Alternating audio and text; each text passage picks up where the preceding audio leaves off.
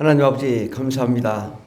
우리를 사랑하시고 축복하셔서 하나님의 전에 나와 예배하며 찬송하며 기도할 수 있도록 인도하신 은혜 감사드립니다.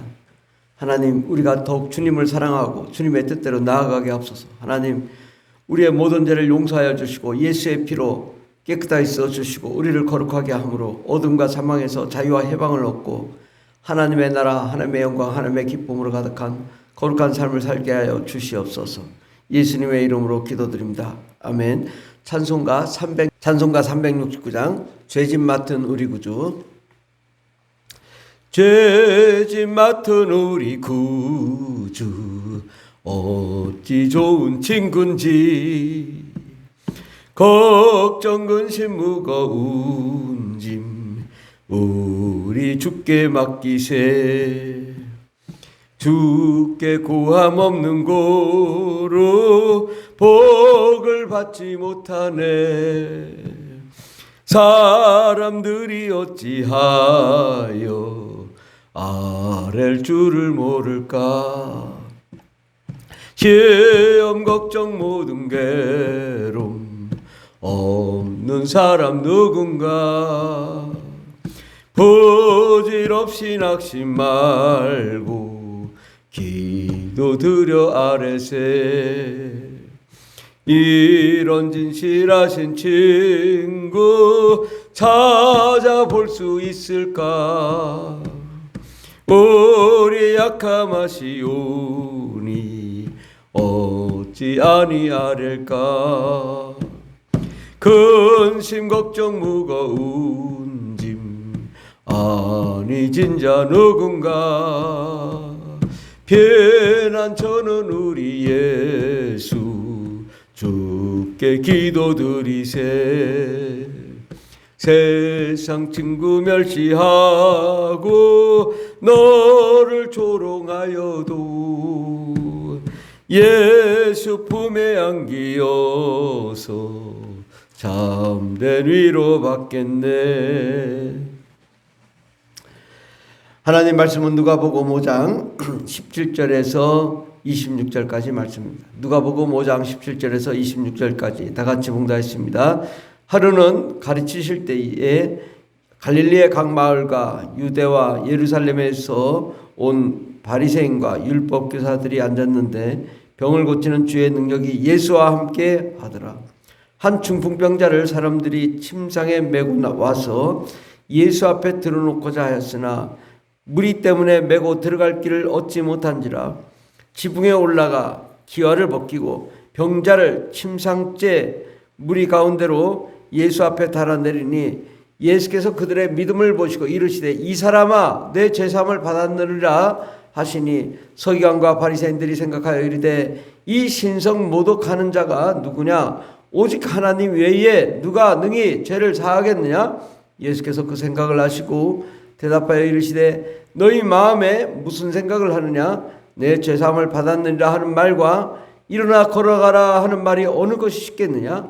그러나 인자가 땅에서 죄를 사하는 권세가 있는 줄을 너희로 알게 하리라 하시고 중풍병자에게 말씀하시되 내가 내게 이르노니 일어나 내 침상을 가지고 집으로 가라 하시매 그 사람이 그들 앞에서 곧 일어나 그 누웠던 것을 가지고 하나님께 영광을 돌리며 자기 집으로 돌아가니 모든 사람이 놀라 하나님께 영광을 돌리며 심히 두려워하여 이르되 오늘 우리가 놀라운 일을 보았다 하니라. 아멘. 오늘 말씀의 제목은 믿음, 죄사함, 병고침이라는 말씀으로 함께 은혜 받고자 합니다. 믿음, 죄사함, 병고침. 우리는 많은 사람들이 병이 걸리죠. 또 병원에 많이 가잖아요. 얼마나 많이 갑니까? 세상에 병원이 얼마나 많습니까? 마을마다 건물마다 다 병원이 있고 약국이 있고 또 뭐 각종 뭐 소아과, 내과, 외과, 뭐 정신과 얼마나 많은 병원들이 많습니까? 교회보다 많은 것이 병원인데 이것은 좀 문제가 있습니다. 왜냐? 우리가 하나님은 병을 고치시는 분이신데 교회가 병을 고치지 못하고 교회는 병을 고치지 못하고 병자를 병원으로 보내는 것이 과연 맞는가? 우리는 이 생각을 해보면 교회의 역할이 좀 문제가 있구나라는 것을 우리는 알아야 되고, 어떻게 하면 병을 고칠 수 있는지 오늘 말씀에 의해서 우리가 정말 예수님 어떤 식으로 병을 고쳤는가, 우리는 이것을 한번 보면 좋겠습니다. 그러는 가르치실 때 갈릴리아 각 마을과 유대와 예루살렘에서 온 바리새인과 율법교사들이 앉았는데 병을 고치는 주의 능력이 예수와 함께 하더라. 지금 예수님은 시험 때입니다. 왜? 바리새인, 율법교사들, 그런 사람들까지 와서 지금 주님을 비판하려고 하고 판단하려고 합니다. 과연 예수님이 잘못됐으니 이단이니 이것을 분별하자라는 식으로 지금 예수님을 겨냥하여 바라보고 있는 거죠. 이때 한 중풍병자를 사람들이 침상에 메고 와서 예수 앞에 들어놓고자 하였다. 그런데 이 중풍병자가 꼼짝을 못하죠. 들것에 침상에 메고 왔다. 침상이라고 뭐 요즘처럼 뭐 침대가 있는 것이 아니라 그냥 들것 사방에서 이렇게 들고 갈 수 있는 들것에 메고 와서 사람들 앞에 들여놓고자 했으나 무리 때문에 메고 들어갈 길을 얻지 못한지라 지붕에 올라가 기와를 벗기고 병자를 침상째 무리 가운데로 예수 앞에 달아내 병을 고치려고 하는데, 이들의 마음이 어떻냐? 주님 앞에 들어갈 수가 없으니까 침상째 그 지붕을 벗기고 천장을 벗겨내고 그 병자를 침상째 달아내렸다. 병을 고쳐야 된다는 간절한 그 심정이 있었던 거죠. 중풍병자뿐만 아니라 같이 데리고 온 사람들이, 그를 침상째 끌고 온 사람들이, 그들의 마음이 어땠냐? 예수님만 만나면 이 병을 고치리라. 예수님만 만나면 중풍병자가 나으리라는 간절한 소원, 이것이 있었다는 거죠. 오늘날 한국교회 많은 사람들이 과연 이러한 믿음이 있는가? 정말 예수님께 나아가면 예수님이 병을 고치니 내가 정말 여기서 죽도록 정말 기도하고 부르짖어서 응답받아야 되겠다라는 그러한 심정이 있는 것이지, 아니면 목사님 한번 안수해 보세요. 안수해서 안 났으면 병원 가겠습니다. 이거하고는 전혀 다른 거죠. 아무리 목사님이 능력이 없어도 그렇게 침상째 달아내리는 간절한 소원과 마음을 가지고 믿음을 가지고 예수님만 만나면 예수님의 옷자락에 손만 대기만 해도 나음을 받으리라는 그 믿음을 갖는다면 목사님이 정말 간단하게 손을 얹어도 병이 낫는 것이고, 아무리 목사님이 안수하고 방언하고 해도 병 고쳐보세요. 안 낫는구나. 이러면은 병이 고쳐질 수가 없는 것입니다. 침상째 달아내리는 그러한 믿음이 있을 때 하나님이 그것을 보시는 거죠. 예수께서 그들의 믿음을 보시고 이르시되 이 사람아 내 죄사함을 받았느니라. 우리 주님이 중풍병자를 중풍병자 고침을 받으라 하지 않고 이 사람아 내 죄사함을 받았느니라. 그들이 간절한 소원으로 지붕을 뜯고 침상째 달아내리며 그들의 믿음을 보시고 그들이 믿음이 정말 예수님만 만나면 병 고친다는 확실한 믿음을 가지고 간절한 소원을 가지고 나온 그들 앞에 주님이 이 사람아 내 죄사함을 받았느니라. 우리가 병 고칠 때 병을 어떻게 고치냐? 무조건 안수하고 기도만 하는 것이 아니라 먼저 뭐예요? 죄사함을 받았느니라. 우리는 병을 고치는 방법은 뭐냐?